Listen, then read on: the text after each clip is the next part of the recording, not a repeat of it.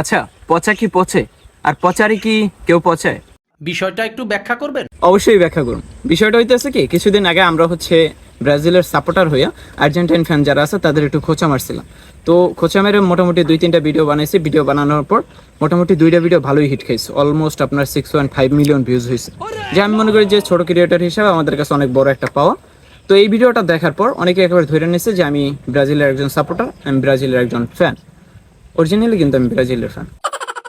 তো মজার বিষয় কিন্তু এটা না, মজার বিষয় হচ্ছে কি, আমার যারা শুভাকাঙ্ক্ষী আছে তাদের ভিতরে একজন শুভাকাঙ্ক্ষী সে করছে কি, আমার একটু জ্বালানোর জন্য হোক বা একটু খোঁচা মারার জন্য হোক, সে আমার একটা ছবি নিয়ে এআইতে দিছে, দিয়ে বলছে যে রে আর্জেন্টিনার সাপোর্টার বানাই দেন বা আর্জেন্টিনার জার্সি পরাই দেন।